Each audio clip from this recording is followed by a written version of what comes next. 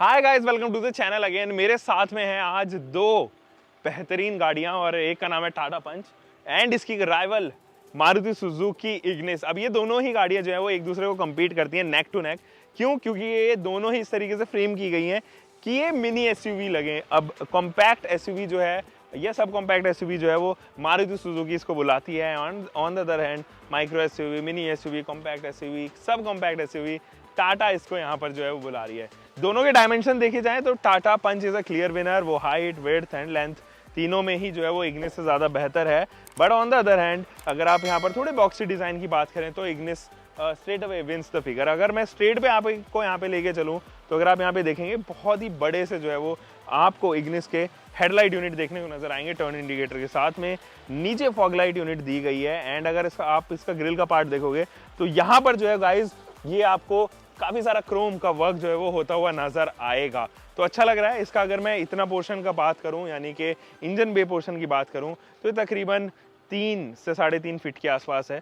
On the other hand अगर आप टाटा पंच की बात करें यहाँ पे तो इसके डिज़ाइन जो है वो आपको काफ़ी हद तक कैरिड फॉरवर्ड लगेंगे हैरियर से या सफारी से। नीचे जो है वो आपको स्प्लिटेबल हेडलाइट यूनिट देखने को नजर आएगी जिसमें पोर्शन है आपको प्रोजेक्टर सेटअप एंड यहाँ पे हाई बीम का भी ऑप्शन दिया गया है। अच्छे मज़े की बात यह है कि आपको इसके अंदर कॉर्नरिंग लैम्प भी आती है जो एक्चुअली फंक्शन करती है फॉग लैम्प यूनिट।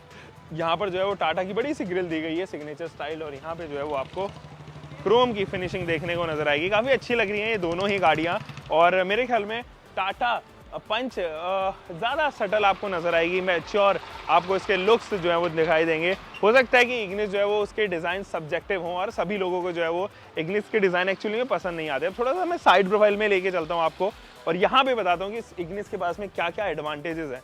अब देखो, अगर आप इग्निस को यहाँ से देखोगे ना तो ये थोड़ी सी छोटी लगेगी आपको, तो ये इसका एडवांटेज मिलता है कि क्लस्ट्रोफोबिक जगह, कॉम्प्लेक्स जगह जो है वो ईजिली जो है वो आप यहाँ पे निकाल के ले जा सकते हैं। ORVM में ही टर्न इंडिकेटर दिया गया है। हालांकि जो इसके टायर साइज हैं वो काफ़ी छोटे हैं, 175/60 रेडियल 15 इंचेस के। एक ब्लैक कलर का एलिमेंट आपको यहाँ पे ज़रूर टच ऑन जो है वो देखने को नजर आएगा। प्लास्टिक क्लैडिंग इस वाले वेरिएंट में ऑफर नहीं की जाती है but this might be the part of accessory. इधर जो है वो आपको 3 प्रोजेक्शंस दिखाई देंगे और अगर आप इधर बात करें तो हैंडल बार आपको देखने को नजर आएगा। बड़ा सा विंडो एरिया आपको यहाँ पे ऑफर होता हुआ नजर आएगा और ये हॉरिजॉन्टली ज़्यादा जो है वो डिज़ाइन किया गया। ऊपर जो है वो रेन वाइजर्स आपको ऑफर होते हुए नजर आएंगे। अगर मैं पंच की बात करूं तो थोड़ा पंच की तरफ चलते हैं गाइज। यहाँ पर अगर मैं आपको साइड प्रोफाइल दिखाऊं तो आपको इसके ORVM में भी जो है वो डुअल टोन ट्रीटमेंट नजर आएगी। White and black colour turn indicator भी आपको ऑफर होते हुए नजर आएंगे। इनफैक्ट ये 195/60 रेडियल 16 इंचेस के टायर्स, यानी कि टायर प्रोफाइल में जो है वो एडवांसमेंट्स आपको नजर आएंगे। ये रेडियल 16 इंचेस के टायर्स एक्चुअली सेगमेंट में केवल पंच के पास ही आते हैं और किसी के पास में नहीं है।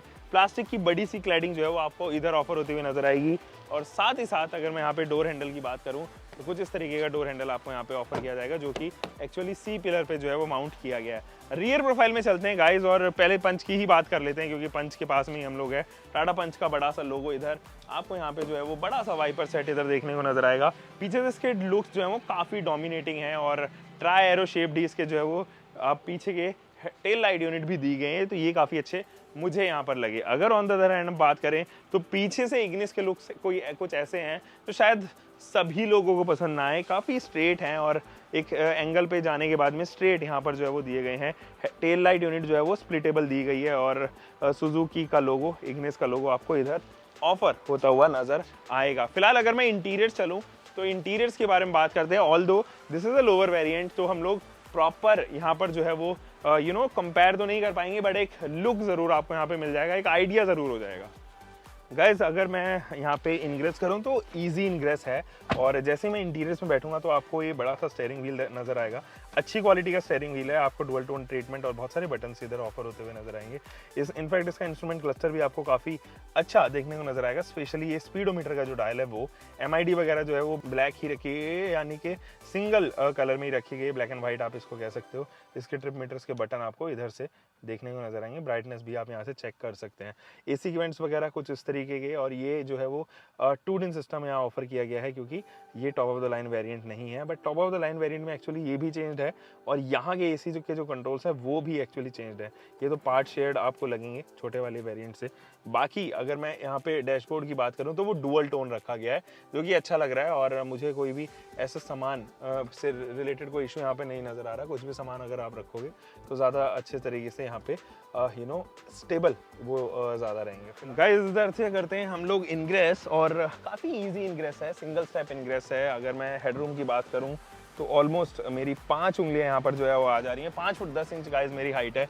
आपको एक ग्रैब हैंडल मिलता है एंड नी रूम भी काफ़ी अच्छा खासा जो है वो ऑफर होता हुआ नजर आएगा। अगर मैं बात करूँ यहाँ पे अंडर थाई सपोर्ट की, तो वो भी मुझे जो है वो अच्छा खासा ऑफर हो रहा है। अंडर थाई सपोर्ट में भी कोई ऐसा प्रॉब्लम मुझे होती हुई नज़र नहीं आ रही। यहाँ पे एक ज़रूर टनल आपको देखने को नज़र आएगा, तो जो लोग बीच में बैठेंगे उनको थोड़ी सी इशू यहाँ पर ज़रूर हो सकती है।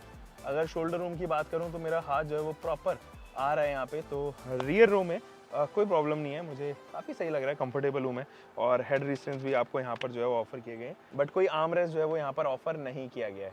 फिलहाल चलते हैं और बूट स्पेस जो है वो कंपेयर करते हैं। सो गाइज अभी बूट की ज़रा बारे में बात कर लेते हैं। यहाँ पर जो बूट ऑफर किया गया है वो 260 लीटर का बूट है और स्ट्रेट बूट है। अगर आप यहाँ पे लोडिंग लिप की भी बात करें तो मेरा ऑलमोस्ट एक हाथ आ जा रहा है, यानी कि 1 फीट के करीब की जो है वो ऑलमोस्ट आप यहाँ पे लोडिंग लिप की बात कर सकते हैं। तो पार्सल ट्रे दी गई है, ऊपर जो है वो आप ऑफर करते हैं पार्सल ट्रे, एंड ये 60:40 में स्प्लिट हो जाती है and that is an advantage. तो सामान वगैरह आप चाहते हैं कहीं ना कहीं अगर रखना चाहते हैं, कुछ सामान जो इस वाली सीट को आप फ्लिप करके रखना चाहते हैं, तो वो भी एडवांटेज आपके पास में यहाँ पर हो जाता है। बाकी मुझे काफ़ी सही लग रही है इसकी बूट स्पेस। और गाइस यहाँ से करते हैं थोड़ा सा इनग्रेस, और यहाँ पे भी काफ़ी इजी इनग्रेस है। यहाँ पर जो है वो चीज़ें थोड़ा सा आपको ज़्यादा एंटरटेनमेंट रिलेटेड लगेंगी, क्योंकि ये top of the line variant भी है। तो आपको जो है वो एक अच्छी खासी टच स्क्रीन इंफोटेनमेंट सिस्टम मिलती है।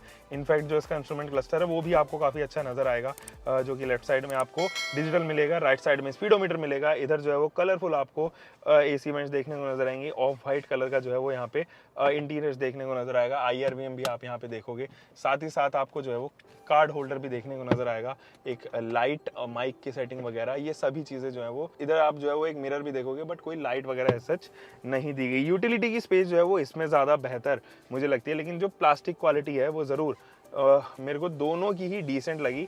थोड़ी सी ज़्यादा बेटर मुझे यहाँ पे मारुति सुजुकी की ऑफर होती हुई नजर आई। फिलहाल रियर रो में चलते हैं। ऑलराइट गाइस, चलते हैं रियर रो में। यहाँ पर भी जो है वो आपको इजी इनग्रेस देखने को नजर आएगा। यहाँ पर आपको जो है वो नी रूम कुछ इस तरीके का अच्छा खासा नी रूम है, कोई प्रॉब्लम नहीं है। मुझे इसका अंडर थाई सपोर्ट जो है वो ज़्यादा बेटर लग रहा है इग्निस से, और रिक्लाइन एंगल इग्निस का ज़्यादा बेटर लग रहा था, तो इसका थोड़ा सा अपराइट पोजीशन पे है। हेड रिस्ट्रेंट्स दिए गए हैं, और यहाँ पर अगर मैं हेडरूम की बात करूँ तो 4 उंगलियाँ मेरी आ रही हैं, जो कि इग्निस से थोड़ी कम है। एक इंच के करीब जो है वो इग्निस से थोड़ी कम है।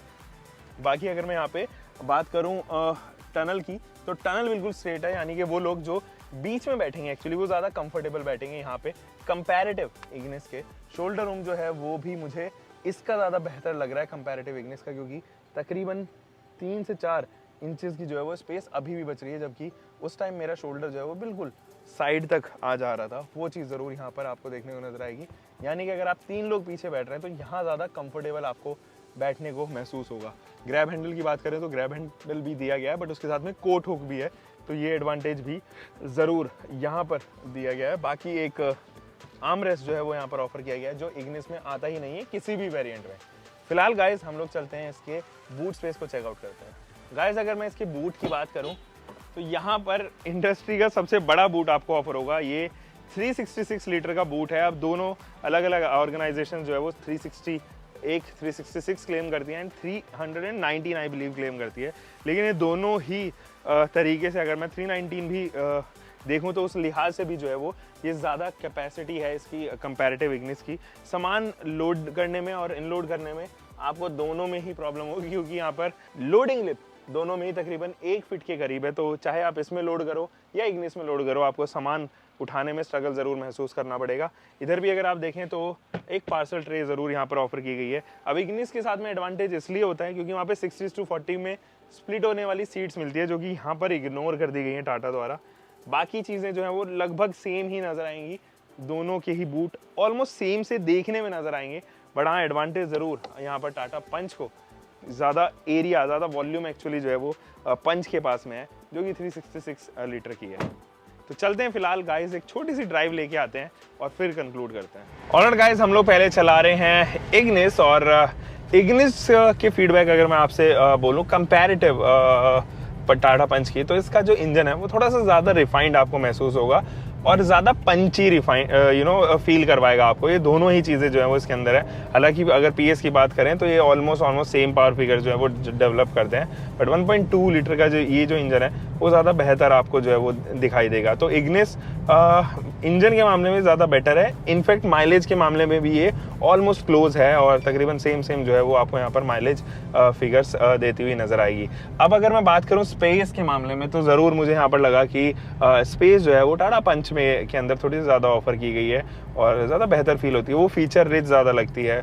और कंपैरेटिवली स्टीयरिंग फीडबैक उसका ज़्यादा बेटर है। इसका थोड़ा सा आपको स्टीयरिंग फीडबैक ऐसा लगेगा कि थोड़ा हार्ड सा लग रहा है, और वो पता नहीं क्यों मारुति सुजुकी का अक्सर डीएनए में ऐसा है नहीं, वो सॉफ्ट स्टीयरिंग व्हील्स ही बनाते हैं, बट यहाँ पर थोड़ा सा आपको लगेगा कि हार्ड दिया गया है। Suspension no doubt hands down to the work done by Tata team here. मुझे टाटा पंच के सस्पेंशन ज़्यादा बेहतर लगे, हालांकि दोनों के अंदर ही मैकफर्शन स्ट्रट एंड टॉर्शन बीम दी गई है पीछे, तो लेकिन फिर भी मुझे टाटा पंच की जो है वो ज़्यादा बेहतर यहाँ पर नज़र आए, और वो उसके थर्ड नॉइज जो है वो अंदर तक आने नहीं देते अगर कोई भी पॉट होल अगर यहाँ पे आप कवर कर रहे हो। तो ओवरऑल अगर मैं बात करूँ विजिबिलिटी की भी, तो उसकी विजिबिलिटी ज़्यादा बेटर है क्योंकि बोनेट एक्चुअली उसका नज़र आता है। यहाँ पर मुझे कुछ भी हुड वगैरह जो है वो नज़र नहीं आ रहा है, जैसे मुझे ऐसे एरिया में चलने में थोड़ी प्रॉब्लम हो सकती है जहाँ पर जगह आपको ज़्यादा चाहिए मोड़ने के लिए गाड़ी, या फिर आपको क्लस्ट्रोफोबिक जगह अगर आप चल रहे हो, कॉम्प्लेक्स जगह चल रहे हो, मार्केट में गाड़ी को लेके जा रहे हो,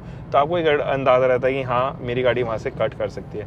व्यू के मामले में, फ्रंट व्यू के मामले में वो ज़्यादा बेटर ऑप्शन है, बट रियर व्यू इसका ज़्यादा बेहतर मुझे लग रहा है। इसकी विंडशील्ड जो है वो ज़्यादा बड़ी ऑफर होती हुई यहाँ पर लग रही है मुझे। बाकी अगर मैं ब्रेकिंग की बात करूँ तो एडवांटेज एक्चुअली अभी भी टाटा पंच के पास में है, क्योंकि उसके ब्रेकिंग सेटअप में और टेक्नोलॉजीज जो है वो ऐड ऑन हो गई है। केवल एबीएस तक ही जो है वो यहाँ पर संतुष्ट नहीं है थे, टाटा को लगा कि कुछ और भी चीज़ें ऐड ऑन करनी चाहिए, तो उन्होंने ज़्यादा बेटर ब्रेकिंग की है और उसके ऊपर काम किया है। ओवरऑल रफ रोड्स कवर करने में भी एडवांटेज जो है वो ज़्यादा आपको यहाँ पर नज़र आएगा टाटा पंच में। ऑफ रोड कर रहे हो, अगर मिट्टी वगैरह वाले एरिया में चल रहे हो, तो भी आपको महसूस होगा कि टाटा पंच ज़्यादा बेहतर कर पा रही है यहाँ पे। इग्निस आपको आप लॉन्ग ड्राइव पर चल रहे हो, कंफर्टेबल राइड ज़्यादा देगी, और जो इंजन की परफॉर्मेंस है ना उससे आप कभी भी नाखुश नहीं रहोगे। उसके अंदर एनर्जी काफ़ी ज़्यादा है, इसका लो एंड, मिड एंड इसका टॉप रेंज भी जो है वो काफ़ी अच्छा है, जो कि टॉप रेंज जो है वो मिसिंग है कम्प्लीटली टाटा पंच के अंदर। चले तो फिलहाल चलते हैं टाटा